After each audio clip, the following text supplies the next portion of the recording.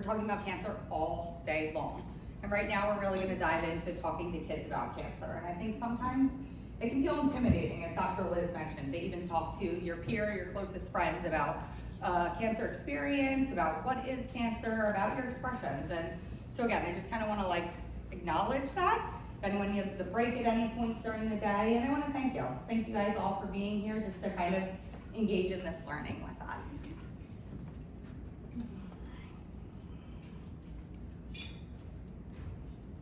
So let's get started. Why? We're all here today, right? But why? Why should we talk to kids about cancer? Kids are smart. They're curious. They know a lot more than we want to pretend that they do sometimes, right? When was the last time you were sitting around the table or at a birthday party and you're trying to have that adult conversation? You're trying to catch up with your friends. Maybe you're trying to talk about another birthday party that you don't want someone to hear about. And all of a sudden the kids are right there, right? What are you talking about? What can I hear? Like, what are you talking about? I want to know. And so here we are, right? We're going to talk about how we can talk to kids about cancer, how we can empower them, and how we can kind of help support them through that. Am I cutting out? All right, let me just try and adjust that real quick to make it better. Any better? All right, great. So, not only are kids curious, but research has shown us that kids do better when they're prepared. The more knowledge and the more information that they have, the better we are able to answer their questions, the better they are able to head into life and kind of face those challenges.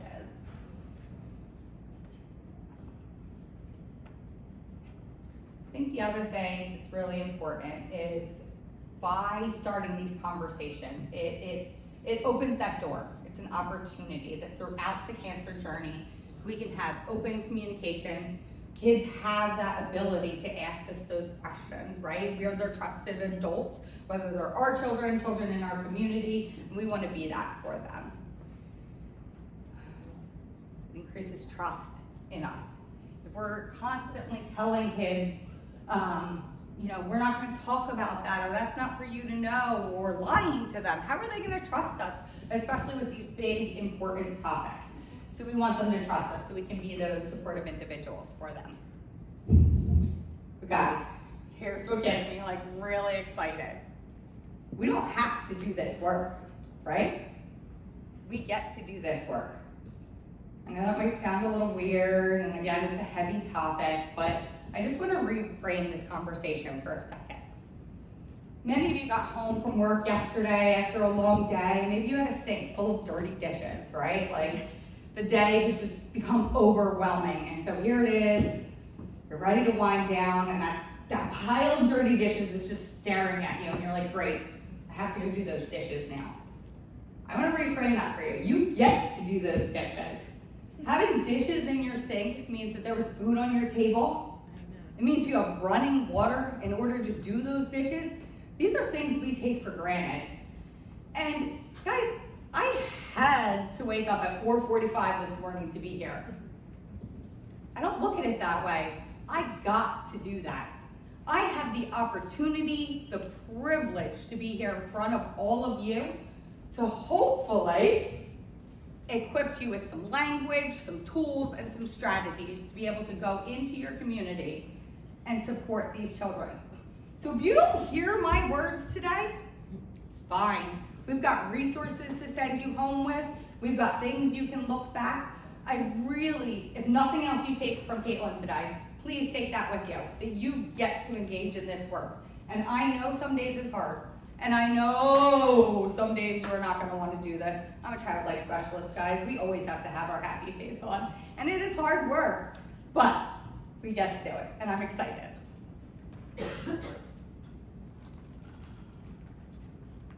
So understanding cancer, just like so many things in life, if we want to talk to kids about cancer, we have to understand cancer ourselves, right?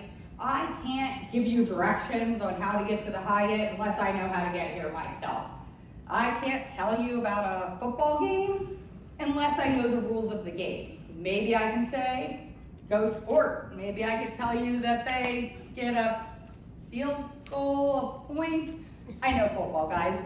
That's just as an example. But we need to empower ourselves. We need to prepare ourselves to be able to have those conversations. One last little football aside, go Birds. Anyway. Amen. So, we're here to kind of understand. We're going to start this presentation by giving ourselves the knowledge about cancer so that then we can talk to kids about cancer. So if we're talking about cancer, we need to start by breaking that down. We need to start by talking about the cells in our body. Cells are often referred to as the building blocks of life. You're gonna kind of hear this like analogy, this theme throughout my presentation, maybe even carrying over of these building blocks. It's not my own analogy. If you Google what are cells, there it pops up. They're the building blocks of life. But we took it, we ran with it, and here we are, guys. Cells are microscopic in size. They're teeny, teeny, tiny, but yet they're capable of everything, right? They run our bodies. They each perform their own little job, from everything down from a unicellular cell, I guess, I don't know, I'm not a biology major, but like your bacteria, all your unicellular organisms, to humans, right? Humans and animals were comprised of millions, billions of cells, and each one of those cells works independently to carry out their own job. They then group together. So our cells group together to form specialized jobs. So those things are like our tissues. So we have our muscle tissue. We have our nervous tissue, our fat tissue, different tissue makeups within our body. Those tissues then sort of further group to form our organs, our hearts, and our lungs. Each one of those, as we know, has its own specific function. So our cells, they divide. That's what they do. They divide normally to kind of repair, to help the body, and to continue to follow out those functions of life.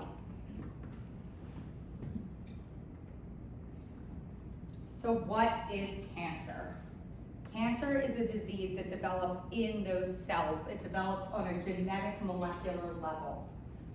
These cells, they're abnormal cells. Something's different about them. And then they start to divide. And normally our body's pretty smart. It can catch a small mistake or something else, but these cancer cells, they divide rapidly and they create uncontrolled growth. That growth is then, it forms a lump or a tumor. And so when we hear that there's a tumor and someone has a tumor, not all tumors are cancerous. There's your benign tumor, and those are tumors that are sort of localized. They stay in one space. They're not cancerous, and normally those can be removed relatively easily. But then there are also cancerous tumors. Those are known as our malignant tumors. They have the potential to spread. They kind of like to wreak havoc on our body. And that's when we start seeing the impact on those tissues. Maybe people aren't feeling well or having loss of function because that cancer is starting to impact those tissues, those organs, and those other parts of our body. These cancer cells can kind of, again, they're wild, they're uncontrollable. They can break away from that tumor and they can start to spread to other parts of the body. When they do that is when you start to hear the cancer has metastasized or it's spread. That is what that word means. So there's a little visual up at the top to kind of,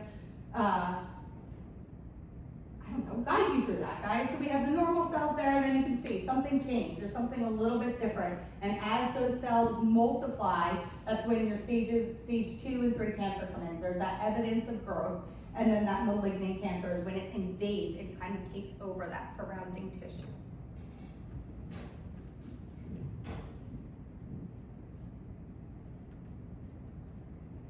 So what causes cancer? Again, these cells are they're dividing, they're doing their own thing, they're working really hard. Sometimes they make mistakes. Sometimes they're dividing too fast. Whoever writes an email too fast sends it to the wrong person, forgets to attach a file. Did it yesterday. These things happen. But again, these cancer cells, they're aggressive, they're ambitious, and they want to get out there and they spread fast. So our body isn't always able to catch those mistakes in time. Cancer is a genetic disease. There are certain cells that are passed down from our parents. Does that mean if we have a parent who has cancer that we're automatically gonna have cancer? No. There is a chance, right? There's those inherited genes. Our genes are what make up who we are. They're the genes, if our cells are our building blocks of life, our genes are their instructions. They tell those Legos what to build and what to do. And so again, we kind of have that blueprint inside of us. And then there's damaged DNA. DNA can get damaged in various ways.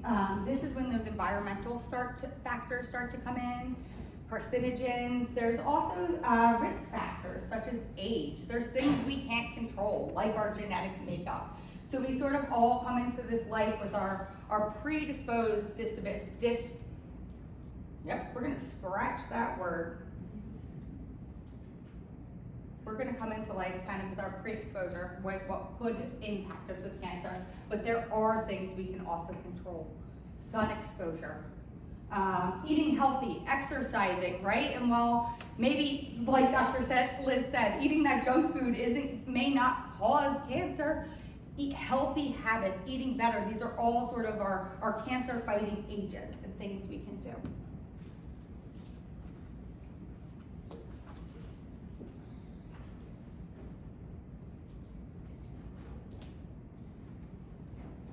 So once there is a presence of cancer, our goal is to get rid of the cancer. And so how we can do that is through a variety of ways. There's strong medications such as chemotherapy, there's laser treatments and surgery to remove those lumps or tumors. There's radiation therapy that really can go in with specific targeted just to try and get those tumors out. There's hormone therapies and stem cell therapies. There's all sorts of medical advancements happening every day. For the purpose of our conversation today, we aren't gonna really dive deep into, all the individual things of these treatments, but just kind of wanted to highlight different ways that we can treat cancer. One thing to acknowledge is that treatment plans can always change. As Dr. Liz highlighted, right? We may go into a cancer journey thinking one thing or being told one thing, but this can change throughout the course of our journey. Maybe more cancer is needed, more chemotherapy is needed, Maybe a second surgery or a third surgery is needed. And so we really want to acknowledge that these things can change over time.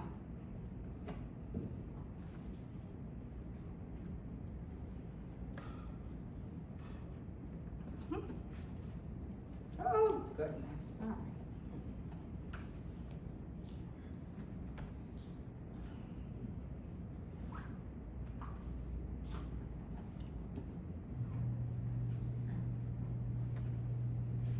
There we go. We're going to kind of switch gears a little bit. We're going to take that basic level understanding of cancer. We're really going to talk about what we're here for today, talking to kids about cancer. Going to kind of guide us through this journey, but before I do, I just kind of want to do a pulse check if anyone has any questions, if they're feeling like, oh, you didn't talk about that, or I'm feeling a little confused about that. Any questions about sort of that basics or that small level of understanding of cancer? All right, guys. So when we're talking to kids about cancer, want to be honest with them, right? We talked about this. We want to be honest with them so that they can trust us. Sometimes being honest with someone is saying you don't know, right? Can you explain that football game to me, Caitlin? I'm sorry, I don't know, right? And that's okay, because that helps to build the trust. Whenever a child asks us something and we don't know the answer, it's okay to tell them that. That's building that trust. But what we do want to do, we want to circle back to them if we're able to get that information. We're going to use the scientific and medical terminology. We could choose not to. We are faced with people, with situations all the time where people are saying, I'm going to choose not to tell my child about their cancer diagnosis or about my cancer diagnosis. Okay, well, what's going to happen when they go to the cancer center and it says Cancer Center on the building? What's going to happen when they see those books around the house dealing with cancer, coping with cancer? Again, kids are smart, guys. So we're going to use scientific and medical terminology. we're gonna use the word cancer when we're talking to kids. Now, I think what's important to kind of acknowledge here is that kids, while smart and while curious, they don't have the same assumptions that we do as adults of what is cancer. As an adult, maybe you hear that someone has cancer and you immediately tighten up a little bit. Maybe you respond by saying the wrong thing that we all try really hard not to, but it slips out sometimes. The kids are different, right? Maybe they don't have someone who has had cancer in their lives before. Maybe they don't know all the complications of this. And so we kind of want to acknowledge that. We're using this word, and again, this is our opportunity, guys. This is our moment to shine. You get to kind of define what that word cancer is for them. You're gonna get that opportunity, just like Dr. Liz did, to make it not so scary, to normalize this word. And I think that's the really kind of like amazing thing about Crossroads for Hope is not only do we provide support to our members and people directly impacted by cancer, but we're also going into the community and trying to break down that stigma and normalizing the word cancer so that people can get the supports that they need. So we want to share details appropriate to a child's age level and developmental understanding. Just like when I'm talking about that football game, if a 3-year-old asks me about a football game or an 18-year-old asks me about a football game, that conversation is going to look very, very differently. And so we want to kind of structure those conversations around what kids can know at their own developmental level.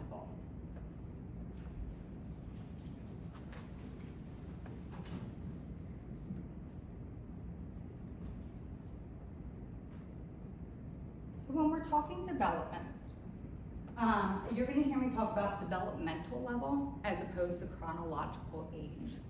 And we all, we may know someone or we recognize that there's developmental disabilities out there in the world. And that's sort of why we want to acknowledge or try and find out what someone's developmental age is. Perhaps they're chronologically 18, perhaps they're 35, but they may not have the same understanding. And so we want to kind of support them with the language in which they'll be able to understand things. So we're going to start out by talking about our littles of littles, our birth to 3-year-olds.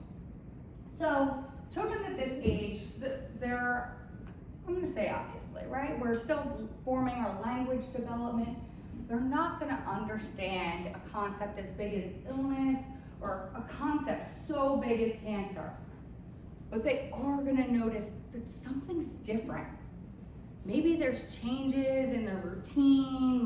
Maybe mom or dad isn't as affectionate with them. Maybe it's their own cancer diagnosis and they're noticing those differences within their own body.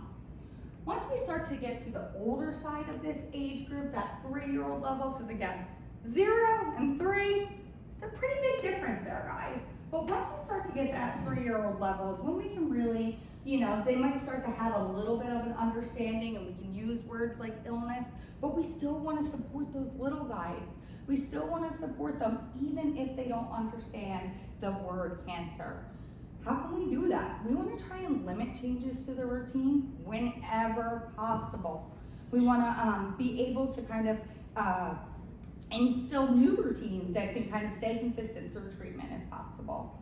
We want to encourage play. Kids process through play. That's their work. That's what they get up and they do every day. So we want to encourage that. We obviously want to support the caregiver, right? We know that children kind of feed off of our own stress. So if we can be a supportive presence to that caregiver, then our littles will do a little bit better. The other thing that we want to do is we want to express our emotion. And especially for these guys, they might not understand the full picture, but we want to be expressive with them. We want to show them that things are sad and kind of model that emotional expression, showing them that it's okay. So for children 3 to 5, we're starting to beginning to understand what illness is, what sickness is, But often, those words, we kind of relate them back to ourselves. Kids at this age, they're egocentric. It's all about me when I'm 3 and I'm 5. And so we really we want to work with them on that. They tend to think that changes in their life or anything that happens, again, it's because of something bad they did, right? So, Dr. Liz, you didn't eat your apple, you know? And so we want to kind of clarify those misconceptions for them. This is a great age to start introducing cancer as big sick and little sick. Maybe you have a little sickness, a cold, a cough, something that's easily treated by the doctors. Cancer is something we can refer to as big sick.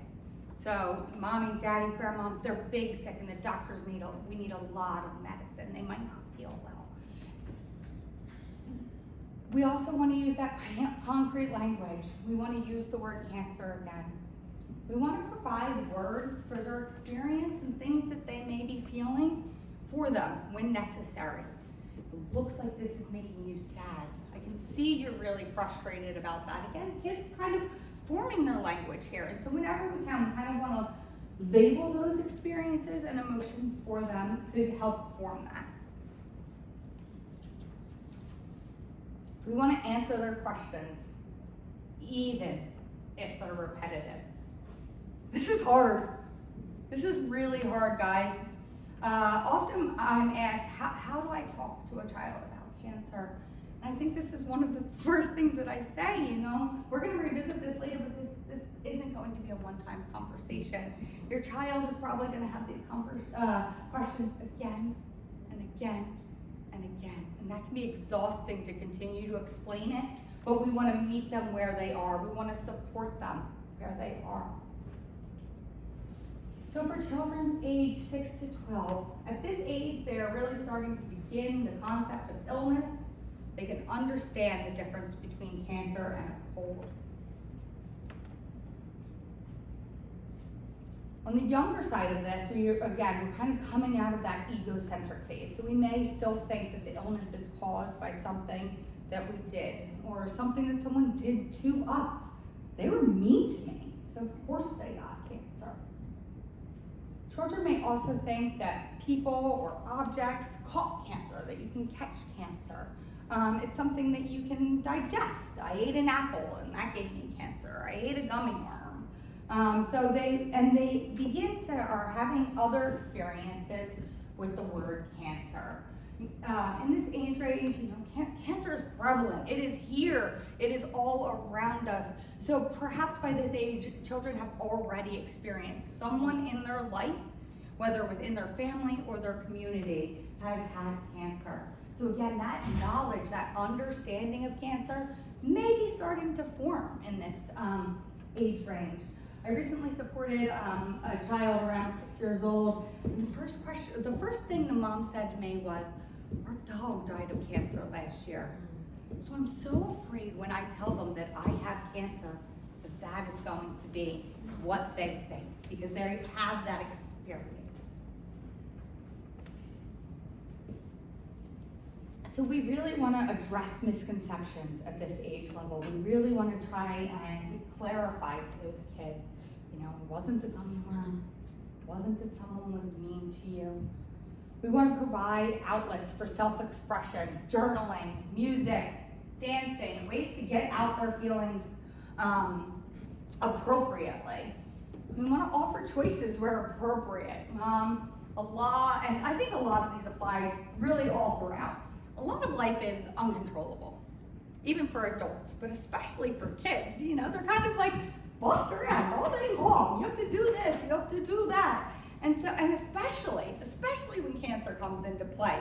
Maybe mom's no longer picking them up from school and it's Sally the neighbor and things are kind of being thrown at them, different changes. And so we want to offer them choices whenever we can. It might be silly. Do you want the blue cup? Do you want the red cup today? Really empowering them. Now, when I say that, guys, we want to be mindful that we're only giving choices that actually exist. If mom can't pick them up from school today, please don't ask them if you want mom to pick them up from school today. And even to think about that a little bit differently, if you want a child to brush their teeth at the end of the night, right? Not do you want to brush your teeth? Well, what's going to happen when the child says no? Then you have to be the mean person. You have to be that like nasty one to be like, well, no, you're going to brush your teeth. Well, why? Because I said so. Who wants to be that person, right? Like, so do you want to brush your teeth now? Or do you want to brush your teeth in 5 minutes? Do you want to put your pajamas on first? Or do you want to brush your teeth first? Do these things matter to me? If they put their pajamas on first or brush their teeth? No, but it's a choice that I can give to them. And so whenever possible, we want to give choices to kids. Now again, remember, only give choices that exist. I've certainly been one to give choices that exist, but I know in my heart what I want, right? Like, do you want mac and cheese or a hot dog for dinner? I love hot dogs, guys. Like, and then they choose mac and cheese and I'm so sad. And I like really think to myself, why did I give that choice in the first place? I am the adult here. If I wanted those hot dogs, I should have just made the hot dogs.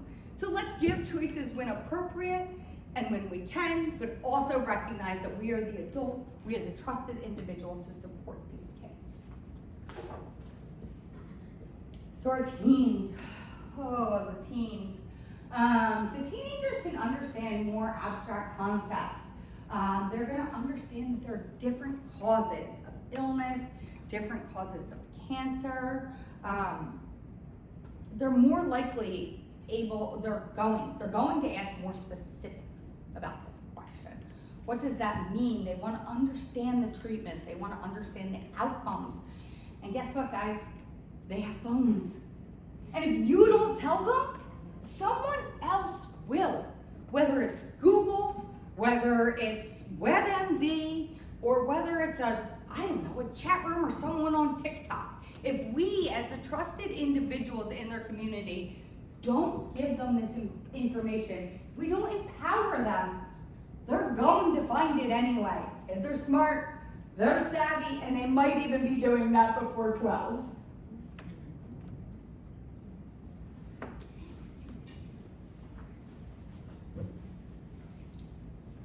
Here's where we really want to be mindful. We always want to be giving those outlets for self-expression. We want to give age-appropriate outlets for self-expression here. That's going to look differently than it is for the little guys. Maybe my 13-year-old wants to have a dance party with me. Maybe it's not to shake it off, Maybe there's some different ways. There's those age-appropriate outlets for expression, such as journaling, songwriting, different ways, things they can engage in. Again, we want to empower them with that language. We want to give them privacy whenever possible and whenever appropriate, including about who they talk to. Maybe they don't want everyone to know. Maybe they do. And we want to kind of give them those choices where we can. We want to identify safe people for them in various settings. So whether that's in the school, this is a safe person that you can go and talk to if you're having a hard day. Whether that's, in the home, if you're having a hard time, this is who you can always turn to. And we kind of want to let them know who those safe people are so that if they are in crisis, they can turn to these people. As young adults, people can really understand what cancer is, the causes, illness, and treatment. Again, they have that information. Maybe they saw, the cancer bill come across the desk and they're Googling before you've even thought to tell them what's going on. We want to treat them as adults. None of these kids we want to hide anything from, but especially here. We want to make sure that we're talking to them as adults. And we want to, if this is their own cancer diagnosis, we especially want to involve them in those medical treatment decisions. This is their body. And so we want to really have conversations with them about what those treatments might look like, what those outcomes are. Let's see if I can hit the right button this time, guys. All right. So regardless of age, there's 3 main questions that kids tend to ask when talking about cancer.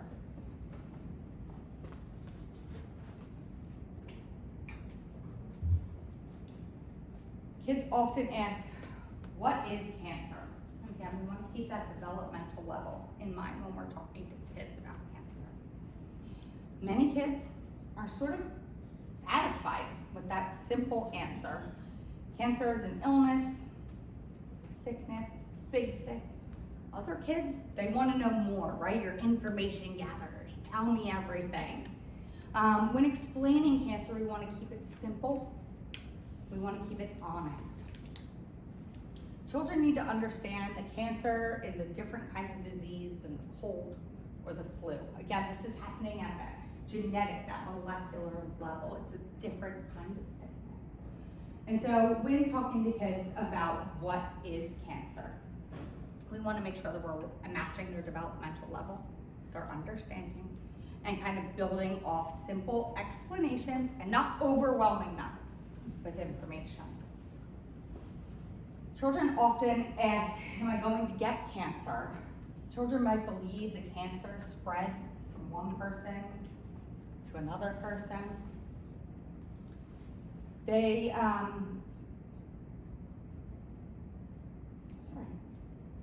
We need to reiterate for them that cancer is not a disease that can spread, right? It can't spread through touching. It's okay to still hug mom or dad. And that cancer occurs within our own body, and it is not something that can be shared. Is the person with cancer going to die? I feel like this is like the gut punch of the conversation, right? This is the question that everybody hopes. I hope they don't ask me that. But again, this is our opportunity. This is our opportunity to talk to kids open and honestly. It's okay to say, I don't know. We want that natural instinct, right? Just everything's okay. Everything's gonna be okay. Don't worry about it. But again, that's mistrust. That's not honesty. We want to try and balance hope and reality for these kids. You can acknowledge that people with cancer die sometimes, but if you do, I also want you to acknowledge that people with cancer survive all the time. We can explain that treatments are constantly improving. Just like I said to you, I wasn't gonna go into all the different medical treatments of oncology because the treatment is always evolving, it's always changing, and there are advancements being made every single day.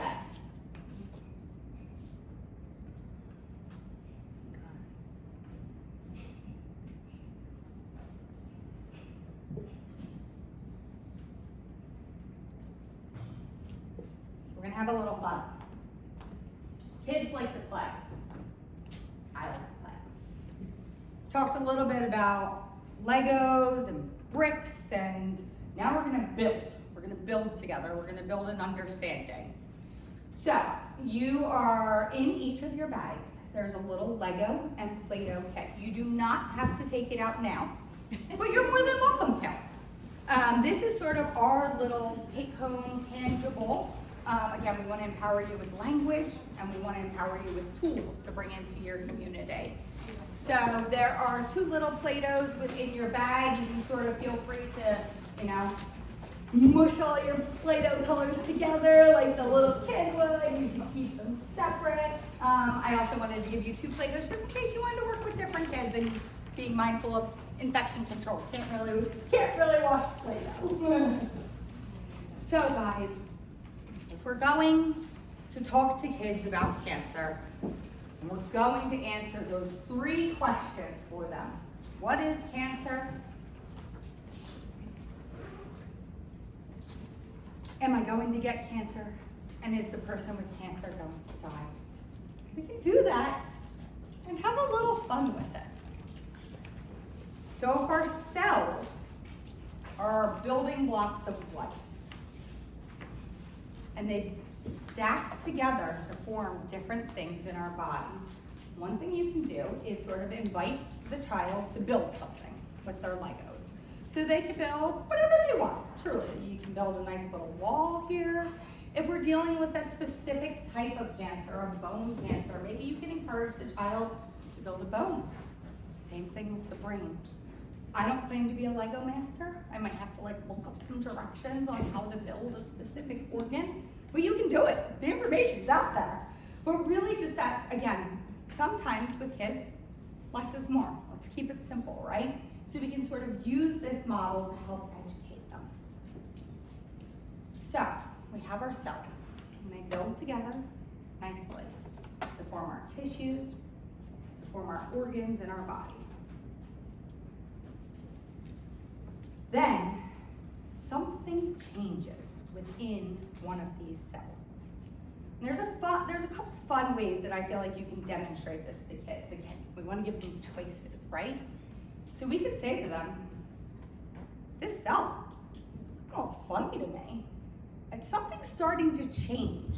How do you think this cell could change? We can change it. We can make it a different color. Maybe we're going to start incorporating our Play-Doh. Let's take a couple dots on it. I don't know, something funky is going on over here.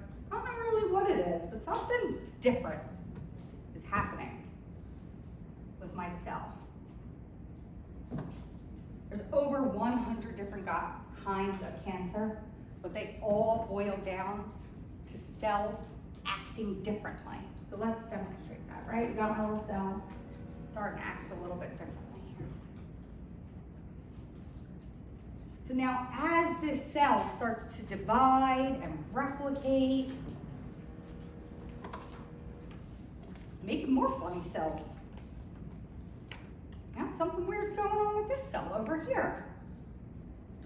And as we build, maybe more cells are being infected.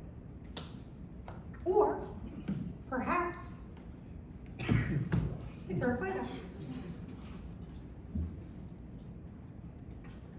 Perhaps my funky cell is kind of sticking to itself. It's minding its own business over here. So we have two different kind of like examples going on here, guys. We have my tumor that's formed. Something strange has happened over here. And we've talked about benign tumors, right? And we've talked about treatments such as surgery, chemotherapy, medication. So when we're looking at benign tumors, how easily can I get this Play-Doh off this block? Pretty easily. The hope is that I get all the Play-Doh, that I remove all the Play-Doh, I take out that tumor. But as you can see up here, sometimes when I'm building, if that Play-Doh, if those cells start to spread more and more rapidly, they start to kind of like cause a little havoc on what I'm building. They're not quite as sturdy. I've got Play-Doh everywhere, including under my nails. And it's spreading.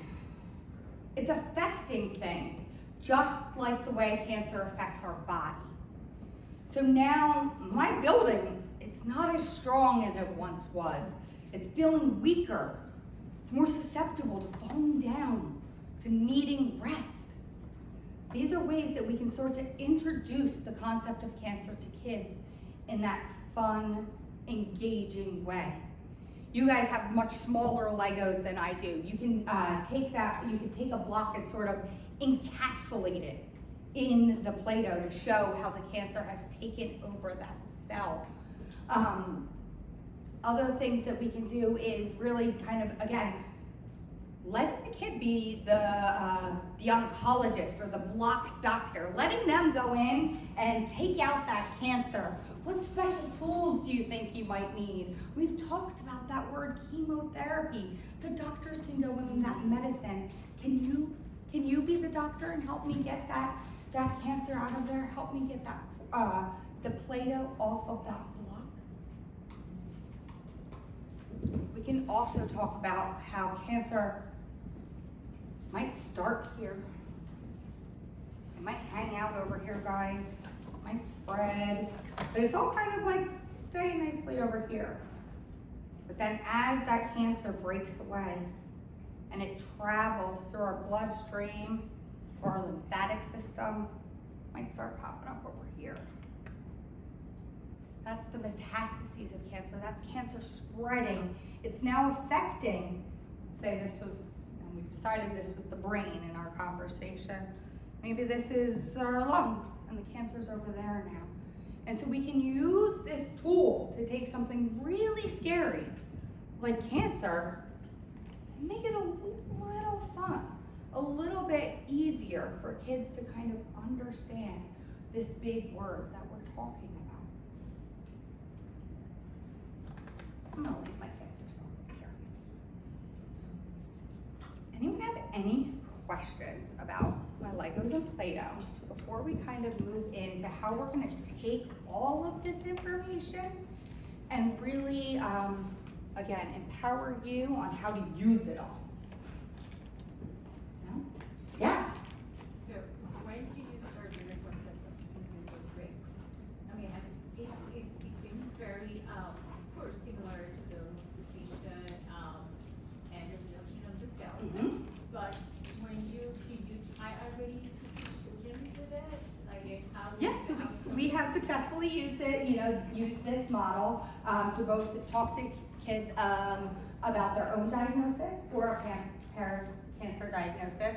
We have really exciting collaborations to bring this model into the school districts and really kind of partnering with public health to kind of get this information more into the community. But great question, right? So I harped on you about developmental level, and you're asking me, what age should I use this with? So that's a great question. I'm really gonna say probably about even as early as 5, we can start kind of talking about what this is, giving them that visual to understand. At the same point though, if that 18-year-old comes up to me and says, what is cancer? I'm not gonna be like, hold on, let me go get my Legos and Play-Doh. They're gonna look at me like I'm insane. Trust me, I've done it before. We want to make sure that we're supporting kids where they're at, so that's a great question. But it doesn't mean, right, if I'm working with a 5-year-old and I'm doing this Lego model, let's give the 3-year-old some Play-Doh, some Legos to play with, or some Play-Doh to play with, so they can be there, they can be part of that experience. Yeah, maybe they don't understand the model, but they're processing through play, they're exploring just as well as maybe their sibling is. Great question, thank you. Any other questions, guys?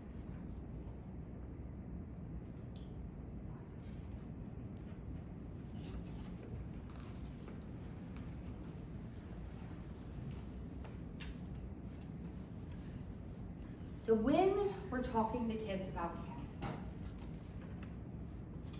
we want to create a safe space for them to have this conversation.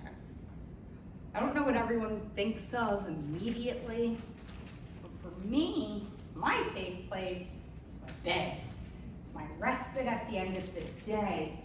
I actually want to encourage you not to have these conversations in a child's bedroom though. I want you to think about creating a safe and supportive place for them that maybe isn't their identified safe space. We've talked about the kids are smart. They need to process information. And so maybe after this conversation, they just need a place to go and feel safe, surrounded by all their stuffies and their things and everything that they love. We want to be mindful of our tone and voice. I can tell you right now, guys, I feel like I'm like a cheerleader sometimes, and I'm going in with all the energy, and it's something I've had to check myself about in life. I don't want to start a conversation of like, rah, rah, here's cancer. We want to be mindful when we're talking to them. We want to acknowledge that this can be a really heavy conversation. We want to be calm with our words so that children can feed off of that and hopefully be calm with us. So often I'm asked, how do I start this conversation, Caitlin? What do I say? Give me the words. Tell me how to talk to this child about cancer. And the first thing that other than asking, gathering my information, what developmental level are they? What do they already know about cancer? I want to encourage parents as well as you. Sometimes as adults, we kind of we make things bigger than they are. So we make this conversation really big in our head. We're gonna sit down for an hour. We're gonna feel all the feels. I've got this activity plan. maybe I made special cookies. I don't know. I got nervous. I didn't know what to do. And so then I go, hey, I wanted to tell you that someone we love has cancer. What's cancer? Oh, it's an illness in the body. Okay, bye, see you later. And that's it. That's all they needed to know in the moment. And now we as the adult or the caregiver are like, what just happened? I really thought that I was gonna go on this like emotional journey. But no, we met the child where they were. We met their basic level of understanding, and now, we can build on that, right guys?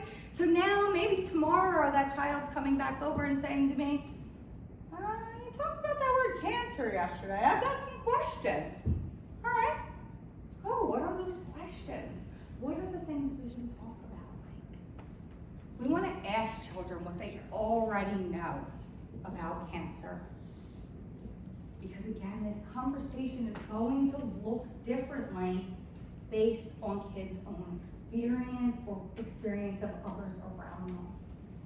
So we talked about, for 5 years old, if I have a child at 5 who's never heard the word cancer, or I have that child at 5 whose dog died last year from cancer, they're different conversations. And we want to ask a child, what do they already know? They might say nothing. They might say, I don't know what that is.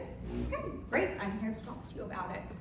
They might say, oh, I know that grandma had cancer, or I know so-and-so had cancer. You're right. We want to show emotions as they arise. I think people often want to be brave, they want to be stoic, they want to put on that brave face. I'm not going to cry, I'm going to be tough. Toughen up, it's okay. But we want to let kids know that it's okay to cry.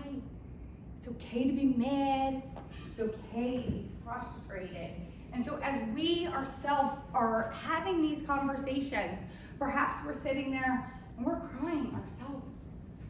And it's okay to say, I'm crying because this is sad. Again, we're modeling expression. Maybe we're giving words to those emotions for little kids who don't know it. We want to encourage kids to express their own emotions.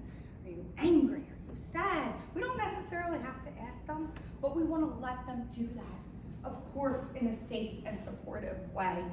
Maybe if someone's getting angry because they don't understand that, let's give them an outlet for that anger.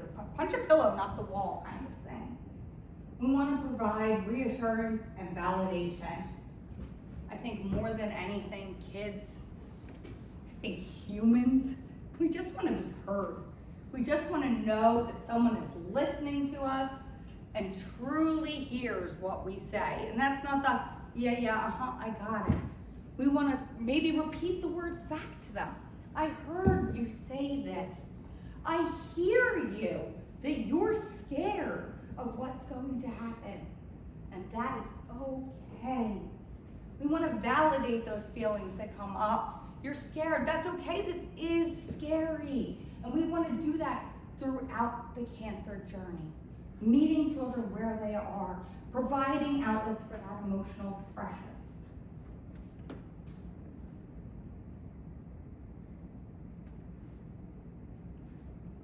So, here you are for a day of learning about cancer, hopefully coming away with a few tangible tools of how to take all of this knowledge and bring it back to your community, bring it back to kids that you work with. So how can we do that? One, we want to help students, or students is kind of going to be my global catch-all term here. Students, patients, congregation members. We want to help them understand cancer. We can do that through our words. We can do that through educational models. That's why we wanted to give you sort of that take-home tool. And so perhaps you as that trusted community individual are told that there's a cancer diagnosis.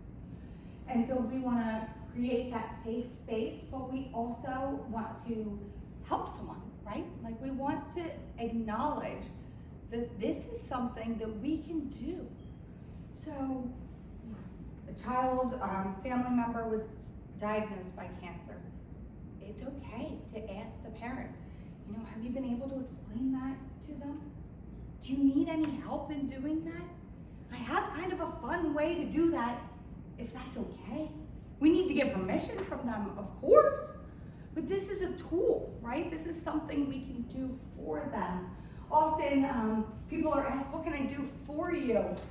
I don't know, just help me, I'm drowning. Life is so overwhelming right now. Life was overwhelming before cancer diagnosis, but now it is utterly taking over everything. So sometimes we have to tell people what we can offer them, right? Just like we're giving choices to kids. I can come, I can, help your child understand this, or maybe it's a child diagnosis in the classroom. And so maybe you can, work with the parent to say, hey, we've noticed the child's been out of school. Is it okay if we help to talk to the other students in the classroom to understand what's going on? And kind of using these tools to helping kids understand. Again, creating safe places where students feel comfortable to talk and ask questions. Maybe this is our peace corners, our cozy cues. Maybe this is guidance counselors, reflecting earlier, identifying those safe places, those safe people that they can always turn to. We want to show compassion. We want to show understanding.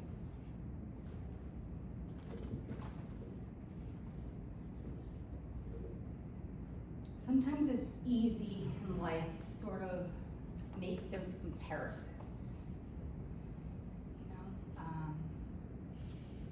We tend to inadvertently make life all about us, just like those 3 and 5-year-olds. So someone shares with us that they have a cancer diagnosis, and maybe our first gut reaction is to say, I know someone who has cancer. We want to one-up them, we want to match them. They don't care. They don't want to hear that right now. What they want to hear is that you're here for them as an individual. So we want to show compassion and understanding, not by undermining, but by matching them. We want to avoid those at least phases. At least they caught it early. At least you found out. At least you're feeling well enough. We're undermining their experience. We want to avoid telling them what they need. You need to be strong. You need to be brave. Maybe you need to go take a moment in the quiet corner. Kids tell us what they need, guys. They tell us through play. They tell us through their body language. So we don't need to tell them what they need to deal with cancer. We want to avoid avoiding them because you don't know what to say. So often in life, someone shares heavy news with us, and we're sort of stuck in this limbo, right? It's humbling, first of all, when someone shares hard news with you that you would be their trusted confidant. But what do I do with that? How do I respond when someone says, there's been a death in my family, there's a cancer? I can say I'm sorry. It doesn't seem to really, cut it, right? And when we don't know what to say, we're sort of stuck in this, how do I respond? One tool you can do is asking people, especially as adults, when they share hard news, how they want you to respond. Wow, thank you for sharing that with me. How can I best support you right now? Do you just want to talk? Do you want to vent? Do you want advice? Do you want a shoulder to cry on? Do you just want to have a dance party? How can I support you? And then we're sort of taking that onus off of ourselves. And yes, we're sort of asking a person in crisis to tell us what they need, but we're also giving them that opportunity that maybe there's a way we can partner with them there. We can start to facilitate communication between the classmates and the patient. So this is if there's a child in the classroom Perhaps we can have those letters written. We can look into resources such as Monkey in Our Chair to sort of facilitate classroom involvement, writing letters, fun activities, advocate for the child and their needs. Working with the family to identify ways you can support them. This could be through fundraising, could be through setting up meal trains. I think this is another area where we sort of want to check in with the family and what their needs might be. Of course, we can suggest these things, but people respond differently in times of crisis. I know myself, I internalize, I get shut down, and it's overwhelming for me to have people constantly asking me how I'm doing. And so we can sort of, partner with this family. Maybe they're a family who would love meal delivery, but they don't want to have to open the door every day to be constantly asked, how are you doing today? So maybe we can set a cooler up outside of their room. Maybe we can organize the meal train for them. Ways that we can alleviate that burden for them.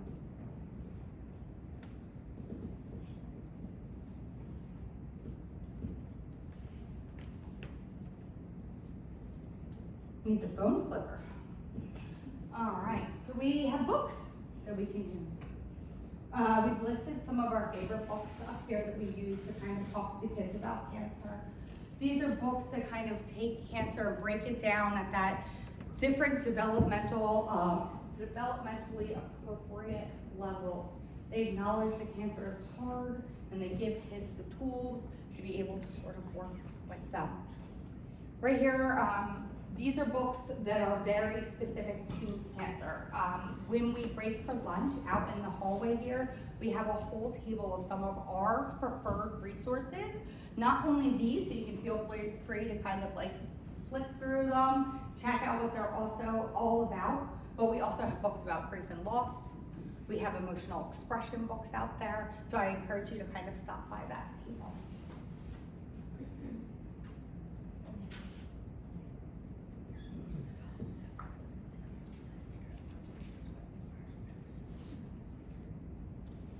We've talked a lot today about different ways we can talk to kids. Talking to them, meeting their own developmental understanding. We've talked to them, we've talked about support, safe spaces. Often as professionals, we need help though, right? We need to know how to have these conversations. So we come to conferences, we look to gain information. We equipped ourselves with that knowledge. And we want you to leave here continuing to feel equipped. So on all of the tables and in your folders, you're going to notice, I'm gonna flip back to this slide in just a moment for the books for everyone, but you will notice a QR code. This is our community hub for professionals. And so when you scan this QR code, you can feel free to do it on the screen, in your folder, on the table. This is going to bring you to our trusted resources. So I didn't want to, make a slide deck full of things that you're going to go home with, but so you can kind of go in here, you can access those resources, recorded presentations, our book list will be in there, as well as our provider referral form. And so our provider referral form allows, if you have a family impacted by cancer, to sort of refer them to our services to get direct support for us. I'm going to flip back to the book slide just in case anyone was still looking at that. We're ahead of time, guys. I am a fast talker. I only had 1 cup of coffee today, too.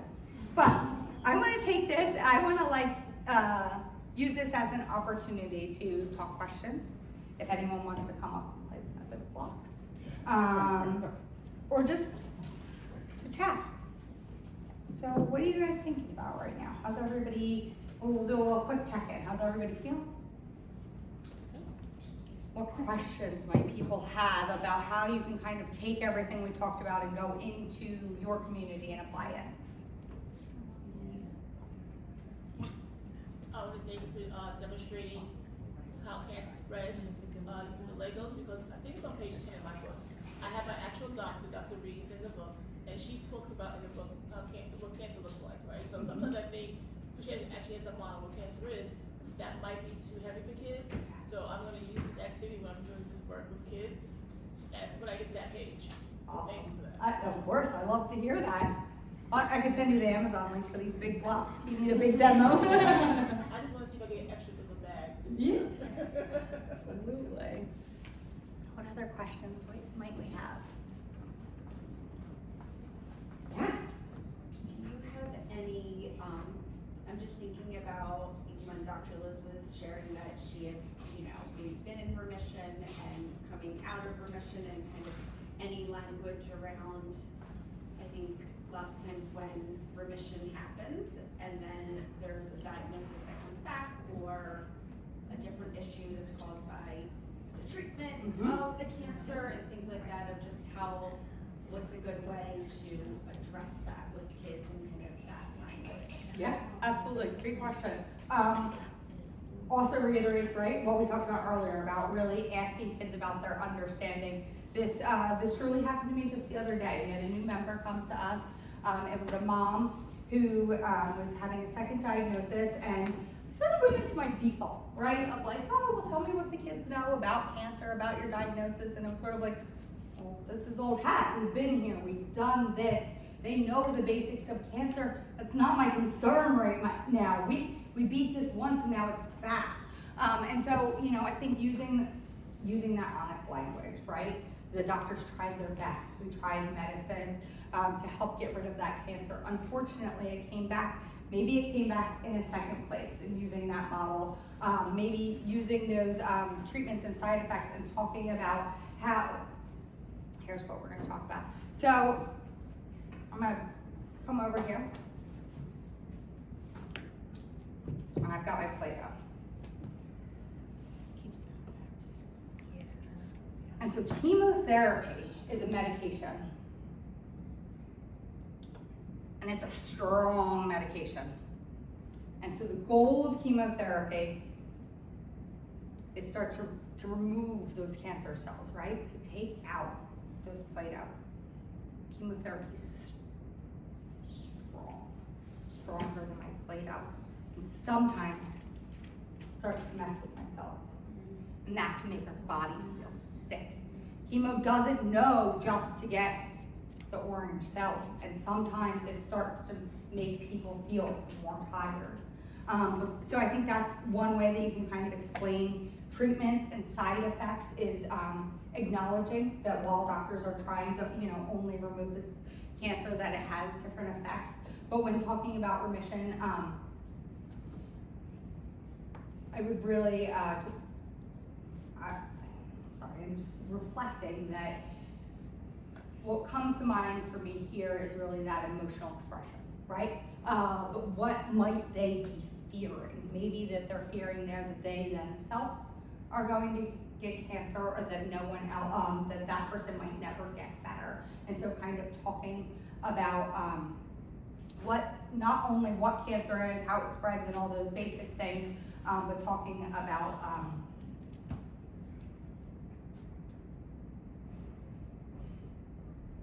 sorry guys, just talking about different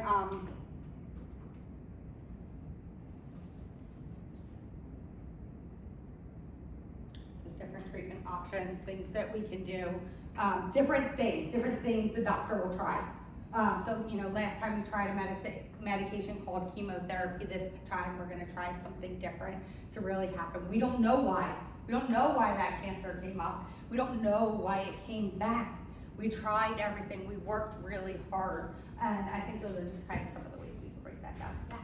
I think it's important not to say it came back, because those who have a reoccurrence of cancer, that cancer's on your body. The thing is, it's so small in your cells sometimes that it is not detected on CAT scan, PET scan, or MRI. And that's what happened with me. So they could not see that it was so in my blood, because when they detected it was a milliliter. So it was smaller than a milliliter for a while before it grew so that it could be seen. So that's how I've been telling people, because people like, wasn't it going? I was like, actually, Yeah, It never was. No, it never was. No. So there are some cells that the chemotherapy did not attack because they were so small. Yep, maybe there's that little piece of So you Play-Doh, can, thank you. and I literally took out a ruler with someone and showed them, like, where do you see a milliliter on a ruler? The doctors in their human, you know, we're all human, cannot see that when they get the scans back. You know, Thank you. even when they do the PET scan with to contrast, they still can't see it until it grows, unfortunately. No, thank you, that's a great, reminder and a great, I think it's a great other way that we can kind of, right, talk about cancer and like, and demonstrate that it is so small that like cleaning up crumbs, sometimes we don't always get them, and so then there's still crumbs there. I would like to highlight and build on something that you are saying in relationship to Andrew's question. Perfect. And then I have a question for you as well. Yeah. I want to kind of bring to the attention some of the words that you're using for the people in the room who are not as familiar. You're saying the goal is, the hope is, right? When you bring it back to being honest in our developmentally appropriate language, you never make any promises, right? So we support caregivers to say, you never promise anything. So when you're doing that initial education about what is cancer, you're being really intentional about your language, like you've been. I'm picking up on it because I know what you're doing, but the goal of chemotherapy is to do X, Y, and Z. So later, if you needed to go into that education about remission, you know what? The doctors and nurses and the medical teams and the treatment's goals were to do X, Y, and Z. It didn't quite work out the way that we hoped, and now we need to pivot. And so you really, when you talk about that healthy foundation of honesty, you were never dishonest before. You never said, the cancer's gonna go away. We're gonna say we're gonna fight the cancer, we're gonna kick the cancer's butt, but no one's ever gonna promise that it's gonna be gone for sure. And that's what's gonna help you set you up for success later. So I just wanted to highlight those words I know you're using. I appreciate that Really very much. My question for you is, Caitlin, with, you know, I think this is a really fantastic demonstration. It's very concrete, it's very visual, and I think it's really beneficial for everybody here in the room. What would you recommend to the individuals when they go back into their communities and their organizations and they say, I've got a great grasp, I understand, I know it's effective and supportive for kids, but I don't quite feel like the person in the right time and place to be able to bring the Legos to the table. How can then they partner within their community, whether it's the organization or their local communities, to help figure out who can help further support that education and the kind of interventions? Let's say a teacher wants to talk to an entire class, right? Absolutely, thank you. So they've identified the need, right? But maybe they weren't here today. Maybe they don't have the language. Maybe you've left today and you just don't feel confident about it, right? Like I got up here and I can talk and talk and talk, and I didn't feel as confident to answer Andrea's question. So I sort of stumbled over my words a little bit. And so they don't feel that own confidence in themselves. And so they want to look toward that trusted professional, right? Call us. We are happy to come into the classroom, into the community, and be that person, right? We often, especially if it's a family diagnosis, we want to encourage people to have those conversations, right? For mom and dad to start that conversation with their own family, to lay that foundation of open and honest conversations. But especially when talking to other kids in a school or a community setting, maybe you don't feel as comfortable. And there are, resources such as ourselves that are happy to do that, or to come in and kind of acknowledge that, and I think there's other, there's your guidance counselors, right? Tapping into the people that are in your school, your community, and maybe they have their crisis management intervention book and they might have a page in there on how to deal with that, or they might not. And encouraging people to kind of reach out when they do need additional support. And again, we're happy to do that at any time. Yeah. I'm not gonna stump you. No, it's all right. No, so I worked in hospitals, I work in schools now, and I actually had my first student who was diagnosed with a brain tumor 2 weeks ago. So I went in and did the spiel, but I'm just curious, so does the organ, is it just because I'm getting familiar now with the organization. Is it any areas in New Jersey that like you would come in and Great tell question. me more? Great question. So, Crossroads for Hope, we are located in the heart of all hearts of Bedminster, New Jersey. And so that is where our clubhouse is. That is where our members can come as our in-person programs are ramping up. The wonderful thing about how COVID impacted our organization was that ability. We sort of pivoted on a dime to start delivering our services virtually. So we can absolutely come in anywhere, nationally even, virtually in a virtual setting, to do classroom education, to do support. I'm thinking of assemblies, things of that nature. I couldn't think of that word for a second. However, I would say New Jersey is well within our wheelhouse. Public health is rapidly expanding into the different counties in New Jersey, including South Jersey. And so really, I think there's always, that opportunity for connection, collaboration, and seeing how far people's willing to drive. I know where you live. What other questions would we have, guys?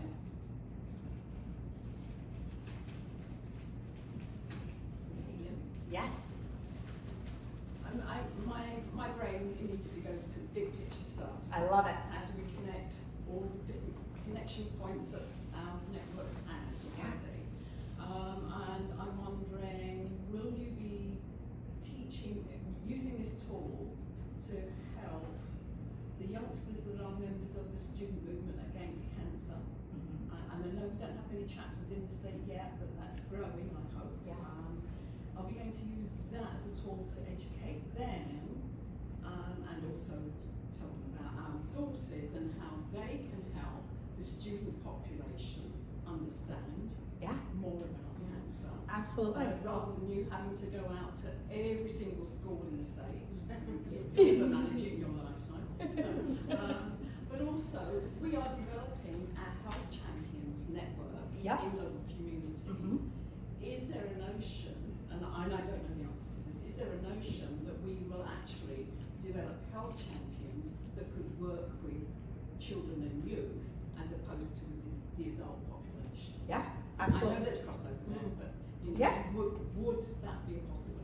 Yeah, absolutely. Great question. So we have a new, really exciting collaboration with the Student Movement Against Cancer. And so Student Movement Against Cancer, or SMAC, they have, I believe it's, don't quote me on this, guys, but I believe it's about 12 schools within the state and one outside of the state that have their own student-led organizations to support other students impacted by cancer. So we have partnered with them to help provide this education to them.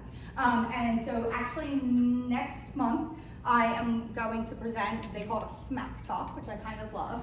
And so that first talk is empowering students of how to talk to their peers, giving them language, giving them tangible tools, empowering them to be able to have those conversations. But yes, very much in line with our healthcare champion training. We are, our next phase of that is developing our youth and families track, and that's exactly what we're picturing, is really going into community settings such as this, so thank you all for being my guinea pig, to kind of empower people to have that knowledge, right? We recognize that, I think that's part of our finesse, right? We are not the owners of this information, and you're right, I can only travel to so many schools, I can only meet with so many children, but if I can educate other people on how to do that, then they can call on me in those instances, like Ashley said, where they're not feeling as comfortable, or they need a little bit more support, or maybe they're calling me and we're talking about, hey, did you know you could use this model, really working them through it, and they're asking me, additional questions and resources. So great questions, I love the big picture thinking, and it's exactly where we're headed, and really exciting times.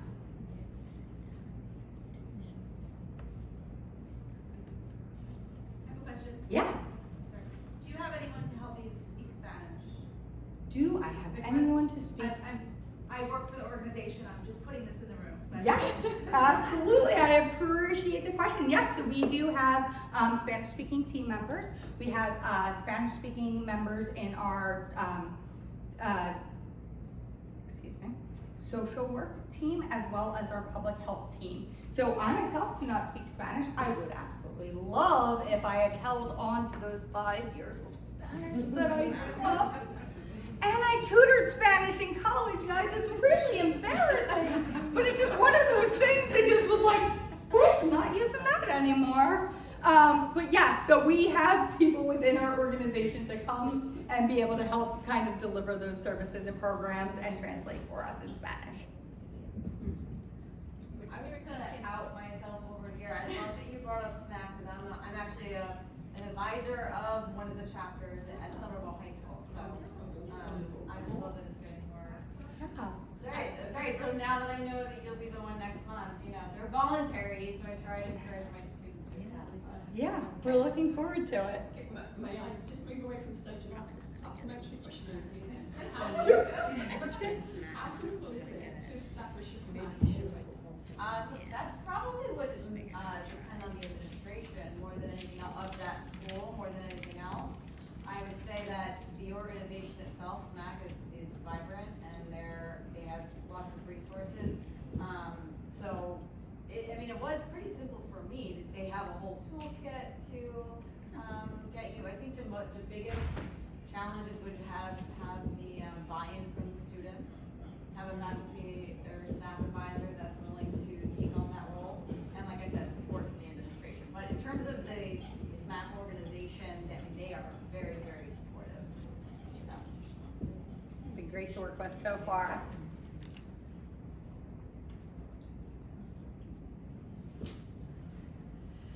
Any other questions anyone's having? All right, well, don't worry, guys. I'm here all day. So you can always find me at a later point, and I'm happy to answer any questions that you have. Thank you guys so much.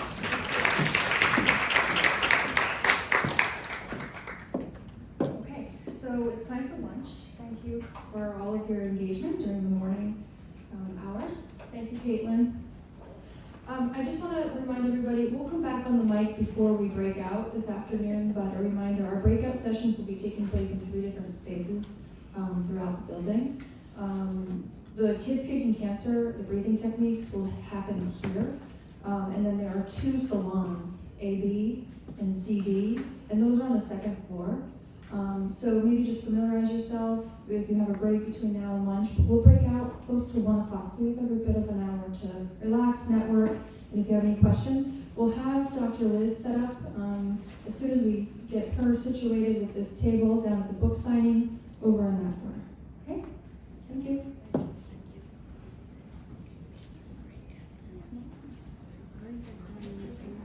So lunch is outside, the box lunches in the hallways. Help yourselves.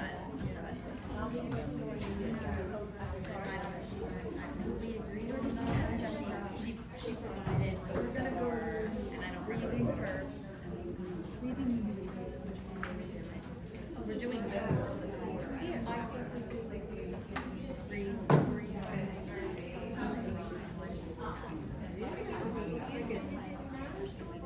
Oh, no, I'm saying they ride,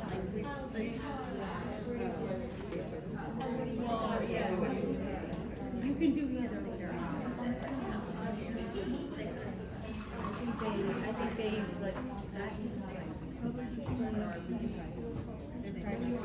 You're gonna be rebel. You got your own rate. I don't know. I don't have a regular rule. So they go with yeah. I never read Good, not great. So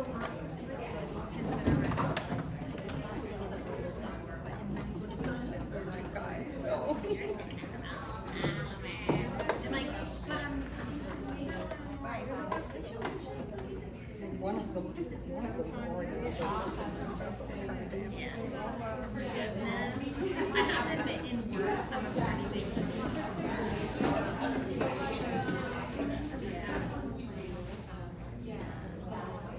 I just got the pick around.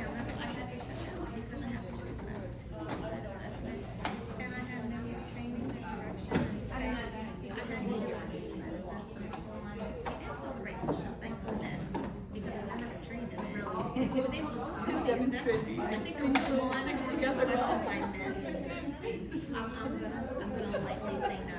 One is a no. The other one, I don't think so. But I'm a little more concerned about her. I think she's minimizing. No, I don't think she has a plan. But it has to do with people. Like we had a conversation and I'm like, okay, the different parts of it. So my fine after late. One of these things. And then I'm like, my bad for not reaching out. I missed, like, at the end, there's a risk level. I'm like, these risk levels don't correlate with the only risk assessment I've ever seen. So I emailed the clinical supervisor and she's like, well, we can't talk to us. I didn't read the form. Like, am I missing something that should help me fit? So she's like, You don't want to just maybe.